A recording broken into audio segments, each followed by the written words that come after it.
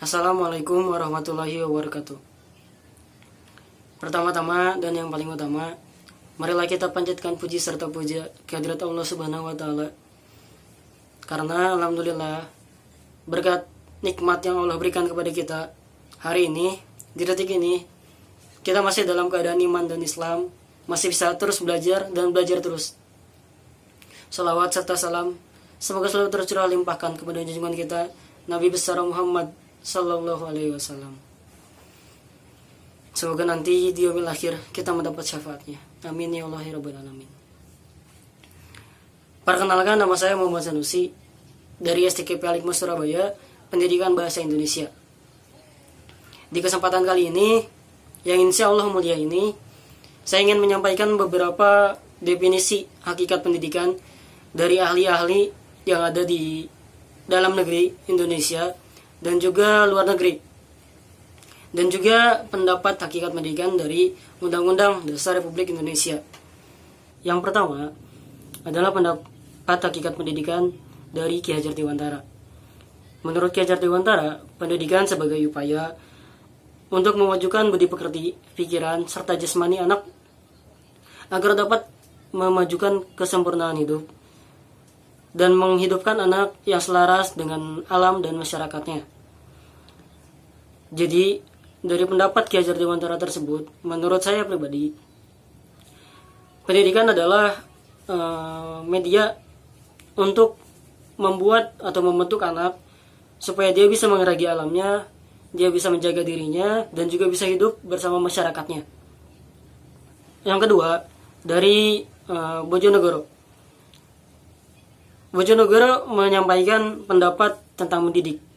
Mendidik adalah memberi tuntunan kepada manusia yang belum dewasa dalam pertumbuhan dan perkembangannya sampai mencapai kedewasaan. Jadi, pendidikan menurut Bojonegoro ini, menurut saya pribadi, adalah konsep membuat anak menjadi dewasa. Mulai dari dewasa pikirannya, dewasa mentalnya, dewasa fisiknya, dan juga lain-lain. Dan siap untuk menjadi orang dewasa seutuhnya.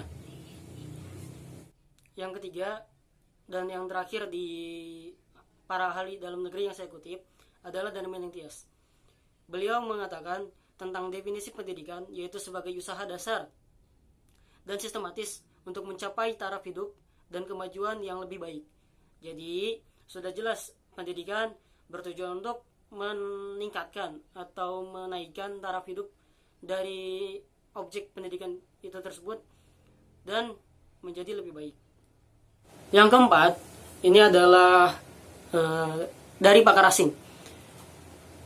Yang pertama adalah John Dewey.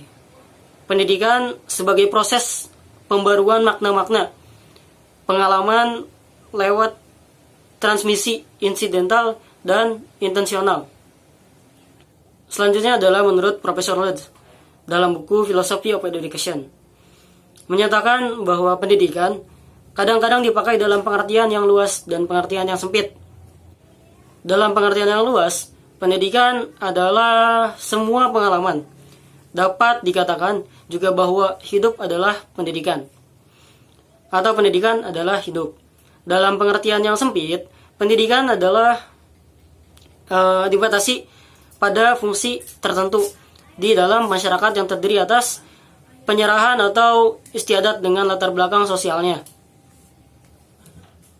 Selanjutnya dan yang terakhir yang saya kutip adalah dari Undang-Undang Dasar Nomor 20 Tahun 2003 yang menyatakan pendidikan adalah usaha sadar dan terencana untuk mewujudkan suasana belajar dan proses pembelajaran agar peserta didik secara aktif mengembangkan dirinya untuk memiliki kekuatan spiritual keagamaan, pengendalian diri, kepribadian, kecerdasan, akhlak mulia, serta keterampilan yang diperlukan dirinya, masyarakat, bangsa, dan negara.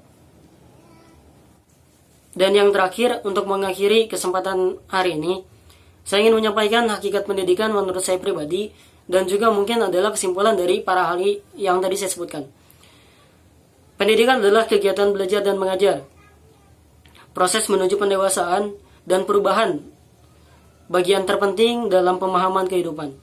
Pendidikan adalah yang kita lakukan dari sejak kita lahir sampai kita meninggal nanti. Pendidikan adalah proses untuk kita memenuhi kewajiban kita sebagai manusia, sebagai makhluk Tuhan. Pendidikan bukan hanya di sekolah atau di lembaga-lembaga yang mengatakan bahwa mereka fokus pada pendidikan. Tapi pendidikan adalah diri kita sendiri juga, pengalaman kita, kehidupan kita. Pendidikan bukan hanya di sekolah, tapi juga di jalanan, tapi juga di hutan, pegunungan, lautan, dan juga seluruh tempat yang bisa kita datangi. Pendidikan lebih luas dari hanya sekedar teori-teori di atas. Dari saya cukup sekian, mohon maaf kalau ada salah kata. Segala kelebihan dari Allah Subhanahu wa taala, segala kekurangan dari saya pribadi. Terima kasih. Assalamualaikum warahmatullahi wabarakatuh.